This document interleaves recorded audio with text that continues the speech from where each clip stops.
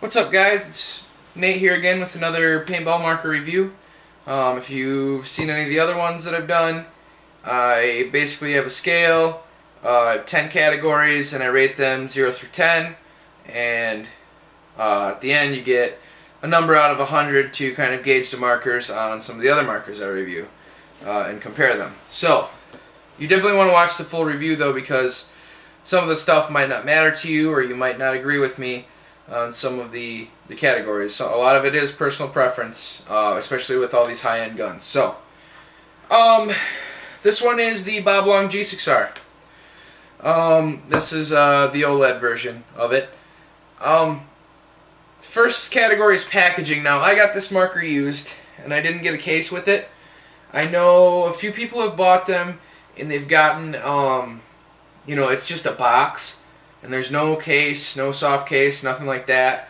And then I know some people who've bought them, and it comes in a case similar to this. So this is, you know, it comes in like a Bob Long marker case. This is the Exalt marker case, but I got this for like 20 bucks on eBay or something. But yeah, so packaging, I'm giving it a 7 out of 10. I mean, it seems like they come with pretty much bare minimum stuff. They don't come with a lot of stuff. Maybe a small O-ring kit and, you know, some lube and a very small piece of paper that shows you like the startup or like how-to basics manual for the G6R. So, you know, the soft marker case would be pretty similar to this. You'd have pockets on the outside, probably a barrel sleeve, and your barrel and spots for your barrels and stuff. So I'm just going to get this stuff out since this isn't even the actual case. I'm not going to go through that too much. So I got a die UL barrel with mine. All the newer ones are coming with at least two-piece, you know, at least a barrel back and a barrel front, two-piece barrel. Some are coming with like kits with 3 barrel backs, so I think it all depends on what you order, if you order a brand new one. So here's the gun. This is a die UL barrel. The stock barrels look kind of similar to the die UL barrels, so you'll get an idea of what that's like. So packaging, I'm giving a 7 out of 10 because I have seen some that come in just cardboard boxes, and then I have seen some that come in like a soft, just like very basic soft case, but nothing like a lot of the other high-end guns where it comes with kind of almost a hard case or semi-hard case, and it's got a lot of pockets and stuff where you can put stuff.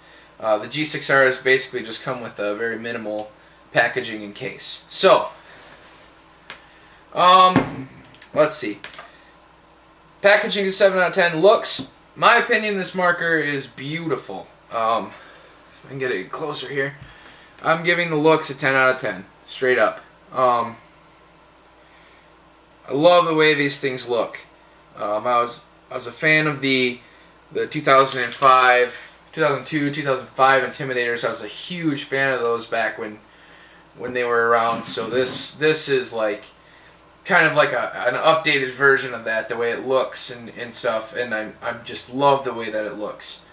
So looks are 10 out of 10 for me. Shot quality, now, I'm giving it a 10 out of 10 for shot quality, but you have to kind of take that with a grain of salt because, like, I gave the Lux Ice a 10 out of 10 shot quality, but for different reasons. This is a poppet valve marker, and I really like the poppet valve marker shot. It's a little bit, it's a lot more responsive. Like, if you shoot a Lux and then you shoot this, it feels like when you pull the trigger, it feels like the ball's already out of the barrel before you're even done pulling the trigger. Whereas the Lux, it's a little bit slower to respond. This is going to be a little bit snappier, slightly louder. It's still very, very quiet for a poppet valve marker. Like probably the quietest poppet valve gun on the market. As well as, you know, the least amount of kick, but there is still a little bit of a vibration or kick to it. But it's definitely shot quality. I mean, it's amazing to shoot. This thing is just awesome to shoot. You know, the sound that it makes, it's a great shooting gun. The sound that it makes, the very slight amount of barrel rise and the responsiveness. Like if you're shooting, especially like semi-auto, Like, if you shoot a lot of the spool valve guns, the ones that are made to be smooth, you'll start pulling the trigger and the gun will kind of ramp up. Like, it's not ramping, but it takes a second to get up to speed. This thing is like, you pull the trigger and there's paint now. So it's like, you start walking the trigger and there's just a ton of paint coming out, like instantly. So shot quality is 10 out of 10 for me on this. Ergonomics, you know, I'm giving it a 7 out of 10. It does, this LPR, especially with all the newer poppet valve markers, the Cyborg 6, LV1, you know, they got rid of this LPR, they integrated it into either the foregrip or part of the body, and so that does, I don't know, it kind of gets in the way sometimes. Some people don't mind it. It does feel like an older style paintball marker, like an Ego 11 has that, or like any of the old Egos or the old Intimidators had LPR sticking out of the front. You can still kind of put your thumb over the top. That's what I like to do. And you can do that, or you can kind of hold it behind the eye cover. There's a nice little, like, the eye cover bulges out a little bit, and it's good for you, like, to hold your thumb there, like, kind of support it like that. So, you know, ergonomics for this thing are pretty decent. You do have a lot of room here if you're one of the people that like to put your thumb behind it and grab it, like, around. I don't like doing that, but you can do that with this gun pretty easily. But there is a lot of, you know, a lot of the newer guns are you know, recessing their grip frame screws and stuff so they don't hit you. This one does have the grip frame screw sticking out a little bit right here, so that will hit your finger. It's not like sharp or anything, but it's, if you're holding it up high, like with your thumb around it, your thumb is pushing into that screw. So ergonomically, it could be better. 7 out of 10. Reliability. These things, I know a lot of people that have them and they're pretty bulletproof. I've seen a few that have had some minor problems that were pretty easily fixed. This one included. I had to replace the Schrader valve in the HPR. The part was like $10, but I did have to wait for it to get here. So, I mean, and then, you know, there's some things that I've seen go wrong with them. The tuning is, you have to tune it. You either have to have a pressure tester and know exactly how you want your pressure set, or you have to know how to set up a poppet valve marker without a pressure tester, which is what I usually do. It's not hard. There's videos online. If you look up the lurker method of tuning a poppet gun, that comes up.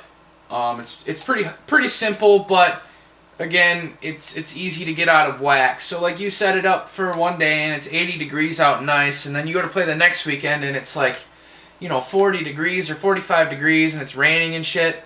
You're gonna have to change it, and a lot of people don't understand that or don't want to do that, and then they'll have problems. So the reliability, 8 out of 10. It's usually pretty solid. They usually shoot pretty good all the time. You don't have to fuck with it too much. Air efficiency. As far as I know, this is the most air efficient gun on the market. So 10 out of 10. There's videos of people shooting an entire case of paint off of a 68-45 with this gun. There's tons of efficiency tests. You know, I've never ran out of air. I play mostly speedball, a little bit in the woods, but like, I've went out and played semi-auto with this. I have a 77 super light 77-45. I filled that all the way up, and I took out like, I think I took out 10 pods in a full loader, and like, I came back and still had plenty of air. Like, it wasn't even close. So you can shoot as much paint. Like, this is the most air efficient gun on the market, so it's a 10 out of 10, no problem. See, efficiency. Okay, build quality. Let's go over that. The way that Bob Long is designed his markers, are now Field 1 paintball. They're very impressive. They have a lot of intricate things, a lot of things that are different than a lot of other manufacturers, which allow them to shoot, you know, nicer and smoother, and you know, get the efficiency numbers that they do. But so that's very impressive what they do and all, but that kind of leaves you stranded if you are out at the field and you don't have a parts kit, or you don't have your, you know, master parts kit with you. And there's a lot of very small O-rings and small seals and special sized O-rings and seals. And it's not like most of this, like if one of those small O-rings or odd size O-rings goes, you're not going to find one at the field.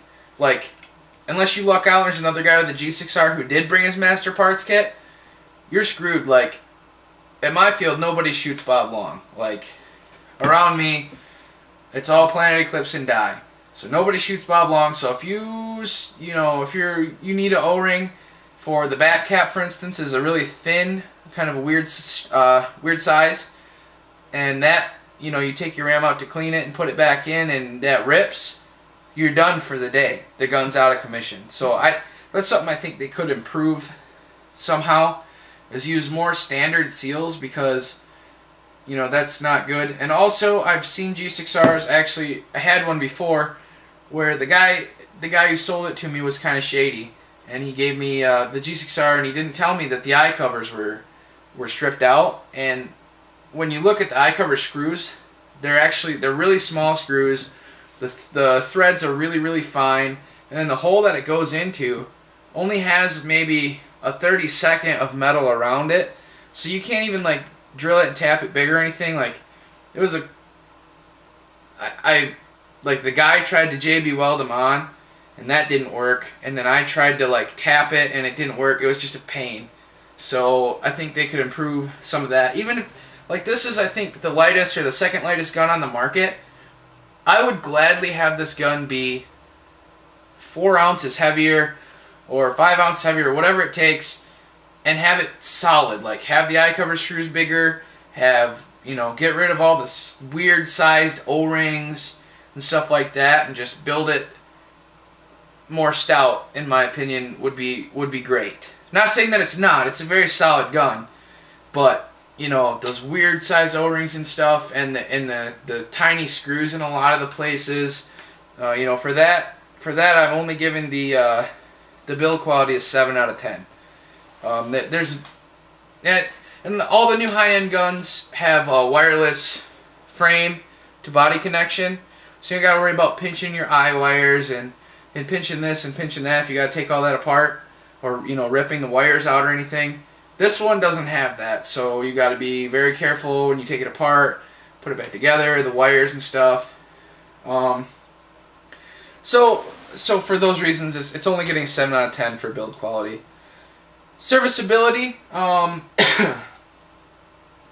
it's pretty easy to service the HPR.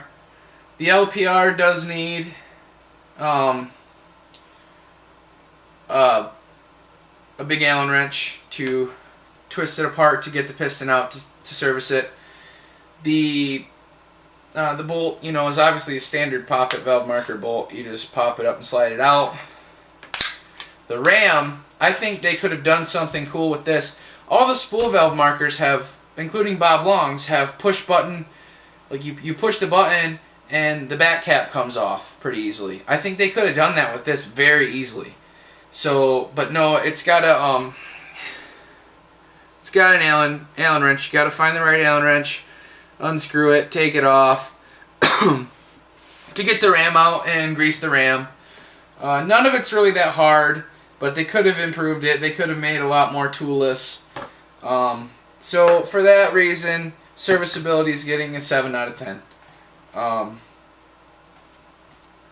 That's just my opinion, but it's getting a 7 out of 10 for that. It's hard to give this gun lower scores too on a lot of these categories because I'm a huge Bob Long fan. So, but I mean, it is what it is. I'm trying to be honest. Upgradeability, 10 out of 10. This thing has, you know, anything that you don't like about it, there's an upgrade for it. You got 4 CIs if you want to shoot super duper fast. That helps with the, you know, faster eye response. The 4 CIs do. It's got, what else? It's got like a bunch of different bolts to choose from. This is the premium bolt. It's got the red tip and the pillow insert there. I got a Tech T low profile pin. for the bolt pin. It's got the, they did make an eigenram for it. They also have the low pressure poppet. That makes it shoot a little bit quieter and smoother, but sacrifices a little bit of the efficiency. They make anything that you want for this. They make. It takes autococker threaded barrels. Mine actually has a violent trigger on it, so that's the trigger on this is spring return, which all the new high-end guns are magnet return, and I kind of prefer the magnet return. But they do make multiple aftermarket triggers for this that are pretty nice, and even with the spring, I've gotten it to where I can shoot it. I like it the way it is. So so upgradability is a 10 out of 10 for sure. And then the last category for this is programming. So it does have an OLED board. If you hold the trigger and turn on the board, you're in programming mode. I don't know if you can. So yeah, it won't focus that close, but it's got firing mode, rate of fire. One thing about the rate of fire is it only goes in 0.5 increments. So you can set it at 10 balls a second, or you can set it at 10.5. You can't set it at 10.2 or 10.1. And then it goes from like 1 ball a second to 30 balls a second. So you can set it wherever you need to. It just doesn't have that very small increments, which not really that big of a deal, I guess. It's got game timer. It's got all the standard programming modes that everything else does. Again, I've said it with the other guns too. I wish it had, it's a really good board, really good OLED screen. I wish it had customizable ramping. That's something that I really like. The tournaments that I play aren't too strict on as far as firing modes. There's one place I play that wants you to use like the Millennium style, but there's no rules on how fast the sustain is and stuff like that. So I like to set it so I can it's like 3 balls a second sustain, so I don't have to actually work the trigger too hard. You still have to pull it 3 times, but then you can kind of just tap it and it'll keep going. So and the modes on all these high-end guns now, they don't offer those kind of settings. So you kind of either get Millennium, where you have to actually walk the trigger and work for it, or you get PSP3 shot, which some places don't allow. So I really like the customizable ramping. It allows you to set it exactly how you would want it. And that's something I'd like to see come back. They used to do that a lot, but they don't anymore. So programming, 8 out of 10. Yeah, so if you total all those up, that's all 10 categories. You get 84 out of 100 for a score. So that's the gun. Definitely a sharp gun. Definitely a good shooter. Thanks for watching. Let me know if you have any questions.